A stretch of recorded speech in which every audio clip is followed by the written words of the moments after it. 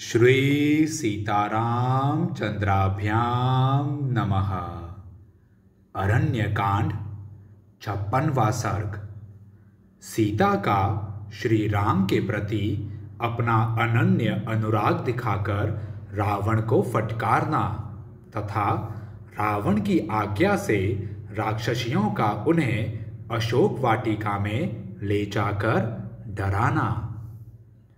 रावण के ऐसा कहने पर शोक से कष्ट पाती हुई विदेह राजकुमारी सीता बीच में तिनके की ओट करके उस निशाचर से निर्भय होकर बोली, महाराज दशरथ धर्म के अचल सेतु के समान थे। वे अपनी सत्य प्रतिज्ञता के लिए सर्वत्र विख्यात थे। उनके पुत्र जो रघुकुल भूषण श्री रामचंद्र जी हैं, वे भी अपने धर्मात्मापन के लिए तीनों लोकों में प्रसिद्ध हैं। उनकी भुजाएं लंबी और आंखें बड़ी बड़ी हैं। वे ही मेरे आराध्य देवता और पति हैं। उनका जन्म इक्ष्वाकु कुल में हुआ है। उनके कंधे सिंह के समान और तेज महान है। वे अपने भाई लक्ष्मण के साथ आकर तेरे प्राणों का विनाश कर डालेंगे। यदि तू उनके सामने बलपूर्वक मेरा अपहरण करता तो अपने भाई खर की तरह जन्मस्थान के युद्ध स्थल में ही मारा जाकर सदा के लिए सो जाता। तूने जो इन घोर रूपधारी महाबली राक्षसों की चर्चा की है, श्री राम के पास जाते ही इन सब का विष उतर जाएगा। ठीक उसी तरह जैसे गरुड़ के पास सारे सर्प विष के प्रभाव से रहित हो जाते हैं। जैसे बढ़ी हुई गंगा की लहरें अपने कगारों को काट गिराती हैं, उसी प्रकार श्री राम के धनुष की डोरी से छूटे हुए सुवर्ण भूषित बाण तेरे शरीर को छिन्न भिन्न कर डालेंगे। रावण, तू असुरों अथवा देवताओं से यदि अवध्य है तो संभव है वे तुझे न मार सकें, किंतु भगवान श्री राम के साथ यह महान वैर ठानकर तू किसी तरह जीवित नहीं छूट सकेगा। श्री रघुनाथ जी बड़े बलवान हैं। वे तेरे शेष जीवन का अंत कर डालेंगे। यूप में बंधे हुए पशु की भांति तेरा जीवन दुर्लभ हो जाएगा। राक्षस, यदि श्री रामचंद्र जी अपनी रोष भरी दृष्टि से तुझे देख लें तो तू अभी उसी तरह जलकर खाक हो जाएगा जैसे भगवान शंकर ने कामदेव को भस्म किया था। जो चंद्रमा को आकाश से पृथ्वी पर गिराने या नष्ट करने की शक्ति रखते हैं अथवा जो समुद्र को भी सुखा सकते हैं, वे भगवान श्री राम यहाँ पहुंचकर सीता को भी छुड़ा सकते हैं। तू समझ ले कि तेरे प्राण अब चले गए। तेरी राज्य लक्ष्मी नष्ट हो जाएगी। तेरे बल और इंद्रियों का भी नाश हो गया तथा तेरे ही पाप के कारण तेरी यह लंका भी अब विधवा हो जाएगी। तेरा यह पाप कर्म तुझे भविष्य में सुख नहीं भोगने देगा, क्योंकि तूने मुझे बलपूर्वक पति के पास से दूर हटाया है। मेरे स्वामी महान तेजस्वी हैं और मेरे देवर के साथ अपने ही पराक्रम का भरोसा करके सूने दंडकारण्य में निर्भयता पूर्वक निवास करते हैं। वे युद्ध में बाणों की वर्षा करके तेरे शरीर से बल, पराक्रम, घमंड तथा ऐसे उच्छृंखल आचरण को भी निकाल बाहर करेंगे। जब काल की प्रेरणा से प्राणियों का विनाश निकट आता है, उस समय मृत्यु के अधीन हुए जीव प्रत्येक कार्य में प्रमाद करने लगते हैं। अधम निशाचर, मेरा अपहरण करने के कारण तेरे लिए भी वही काल आ पहुंचा है। तेरे अपने लिए, सारे राक्षसों के लिए तथा इस अंतःपुर के लिए भी विनाश की घड़ी निकट आ गई है।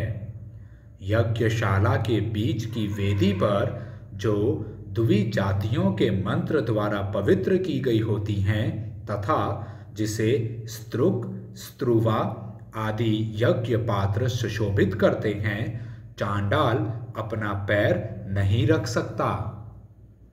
उसी प्रकार मैं नित्य धर्मपरायण भगवान श्री राम की धर्मपत्नी हूँ तथा दृढ़तापूर्वक पातिव्रत्य धर्म का पालन करती हूँ, अतः यज्ञ वेदी के समान हूँ। और राक्षसधाम तू महापापी है, अतः चांडाल के तुल्य है, इसलिए मेरा स्पर्श नहीं कर सकता। जो सदा कमल के समूहों में राजहंस के साथ क्रीड़ा करती है, वह हंसी तृणों में रहने वाली जलकाक की ओर कैसे दृष्टिपात करेगी। राक्षस, तू इस संज्ञा शून्य जड़ शरीर को बांध कर रख ले या काट डाल। मैं स्वयं ही इस शरीर और जीवन को नहीं रखना चाहती। मैं इस भूतल पर अपने लिए निंदा या कलंक देने वाला कोई कार्य नहीं कर सकती।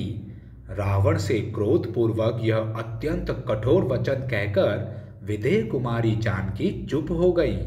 वे वहां फिर कुछ नहीं बोली। सीता का वह कठोर वचन रोंगटे खड़े कर देने वाला था। उसे सुनकर रावण ने उनसे भय दिखाने वाली बात कही। मनोहर हास्य वाली भामिनी, मिथिलेश कुमारी, मेरी बात सुन लो। मैं तुम्हें 12 महीने का समय देता हूँ। इतने समय में यदि तुम स्वेच्छापूर्वक मेरे पास नहीं आओगी तो मेरे रसोइये सवेरे का कलेवा तैयार करने के लिए तुम्हारे शरीर के टुकड़े टुकड़े कर डालेंगे। सीता से ऐसी कठोर बात कहकर शत्रुओं को रुलाने वाला रावण कुपित हो राक्षसियों से इस प्रकार बोला। अपने विकराल रूप के कारण भयंकर दिखाई देने वाली तथा रक्त मांस का आहार करने वाली राक्षसियों, तुम लोग शीघ्र ही इस सीता का अहंकार दूर करो। रावण के इतना कहते ही वे भयंकर दिखाई देने वाली अत्यंत घोर राक्षसियां हाथ जोड़े मैथिली को चारों ओर से घेर कर खड़ी हो गईं। तब राजा रावण अपने पैरों के धमाके से पृथ्वी को विदीर्ण करता हुआ सा 2-4 पग चलकर उन भयानक राक्षसियों से बोला, निशाचरियों, तुम लोग मिथिलेश कुमारी सीता को अशोक वाटिका में ले जाओ और चारों ओर से घेर कर वहां गूढ़ भाव से इसकी रक्षा करती रहो। वहां पहले तो भयंकर गर्जन तर्जन करके इसे डराना, फिर मीठे मीठे वचनों से समझा बुझाकर जंगल की हथनी की भांति इस मिथिलेश कुमारी को तुम सब लोग वश में लाने की चेष्टा करना। रावण के इस प्रकार आदेश देने पर वे राक्षसियां मैथिली को साथ लेकर अशोक वाटिका में चली गईं।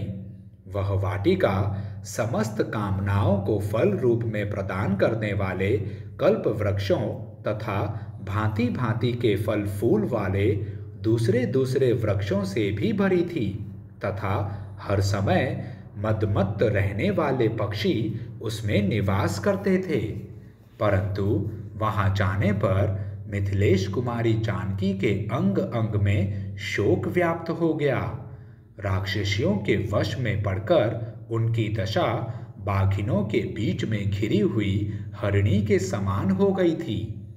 महान शोक से ग्रस्त हुई मिथिलेश नंदिनी जानकी जाल में फंसी हुई मृगी के समान भयभीत हो क्षण भर के लिए भी चैन नहीं पाती थी। विकराल रूप और नेत्रों वाली राक्षसियों की अत्यंत डांट फटकार सुनने के कारण मिथिलेश कुमारी सीता को वहां शांति नहीं मिली। वे भय और शोक से पीड़ित हो प्रियतम पति और देवर का स्मरण करती हुई अचेत सी हो गईं। इस प्रकार श्री वाल्मीकि निर्मित आर्ष रामायण आदि काव्य के अरण्य कांड में 56वां सर्ग पूरा हुआ। जय श्री राम। प्रक्षिप्त सर्ग। ब्रह्मा जी की आज्ञा से देवराज इंद्र का निद्रा सहित लंका में जाकर सीता को दिव्य खीर अर्पित करना और उनसे विदा लेकर लौटना। जब सीता का लंका में प्रवेश हो गया तब पितामह ब्रह्मा जी ने संतुष्ट हुए देवराज इंद्र से इस प्रकार कहा, देवराज, तीनों लोगों के हित और राक्षसों के विनाश के लिए दुरात्मा रावण ने सीता को लंका में पहुंचा दिया। पतिव्रता महाभागा जानकी सदा सुख में ही पली हैं। इस समय वे अपने पति के दर्शन से वंचित हो गई हैं और राक्षसियों से घिरी रहने के कारण सदा उन्हीं को अपने सामने देखती हैं। उनके हृदय में अपने पति के दर्शन की तीव्र लालसा बनी हुई है।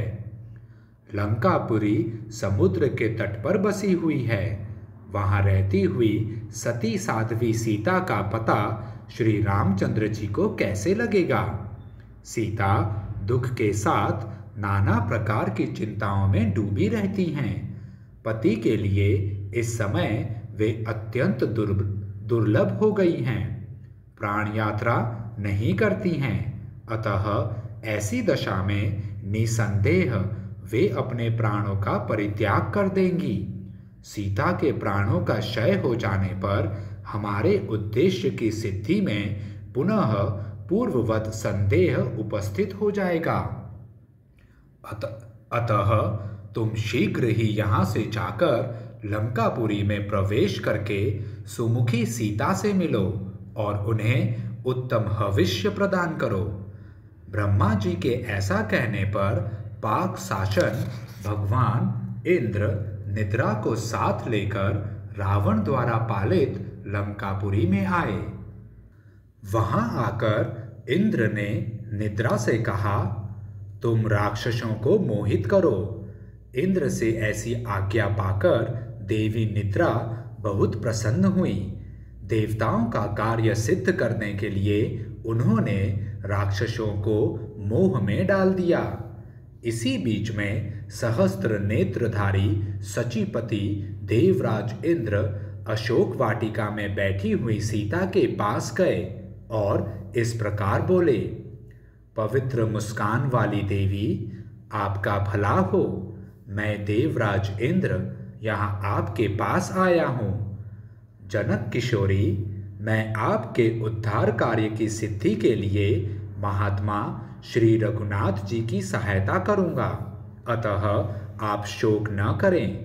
वे मेरे प्रसाद से बड़ी भारी सेना के साथ समुद्र को पार करेंगे। शुभे, मैंने ही यहाँ इन राक्षसियों को अपनी माया से मोहित किया है। विदेह नंदिनी सीते, इसलिए मैं स्वयं ही यह भोजन, यह हविष्यान लेकर निद्रा के साथ तुम्हारे पास आया हूँ। शुभे रंभोरु, यदि मेरे हाथ से इस हविष्य को लेकर खा लोगी तो तुम्हें हजारों वर्षों तक भूख और प्यास नहीं सताएगी। देवराज के ऐसा कहने पर शंकित हुई सीता ने उनसे कहा, मुझे कैसे विश्वास हो कि आप सचीपति देवराज इंद्र ही यहाँ पधारे हैं। देवेंद्र, मैंने श्री राम और लक्ष्मण के समीप देवताओं के लक्षण अपनी आंखों देखे हैं। यदि आप साक्षात देवराज हैं तो उन लक्षणों को दिखाइए।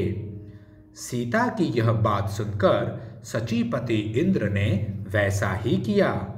उन्होंने अपने पैरों से पृथ्वी का स्पर्श नहीं किया। आकाश में निराधार खड़े रहे। उनकी आंखों की पलकें नहीं गिरती थीं। उन्होंने जो वस्त्र धारण किया था उस पर धूल का स्पर्श नहीं होता था। उनके कंठ में जो पुष्पमाला थी उसके पुष्प कुम्हलाते नहीं थे। देवोचित लक्षणों से इंद्र को पहचान कर सीता बहुत प्रसन्न हुई।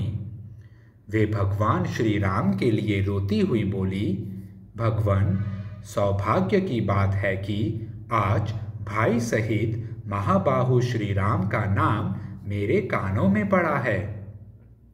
मेरे लिए जैसे मेरे ससुर महाराज दशरथ तथा पिता मिथिला नरेश जनक हैं, उसी रूप में मैं आज आपको देखती हूँ। मेरे पति आपके द्वारा सनाथ हैं।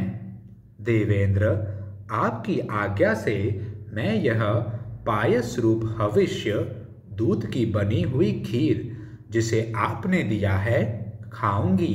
यह रघुकुल की वृद्धि करने वाला हो।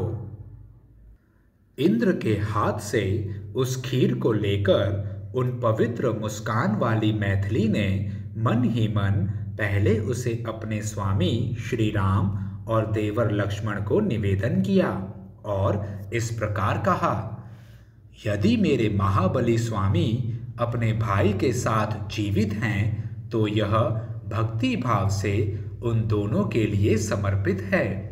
इतना कहने के पश्चात उन्होंने स्वयं उस खीर को खाया। इस प्रकार उस हविष्य को खाकर सुंदर मुख वाली जानकी ने भूख प्यास के कष्ट को त्याग दिया और इंद्र के मुख से श्री राम तथा लक्ष्मण का समाचार पाकर वे जनक नंदिनी मन ही मन बहुत प्रसन्न हुई। तब निद्रा सहित महात्मा देवराज इंद्र भी प्रसन्न हो सीता से विदा लेकर श्री रामचंद्र जी के कार्य की सिद्धि के लिए अपने निवास स्थान देवलोक को चले गए। इस प्रकार श्री वाल्मीकि निर्मित आर्ष रामायण आदि काव्य के अरण्य कांड में प्रक्षिप्त सर्ग पूरा हुआ। जय श्री राम।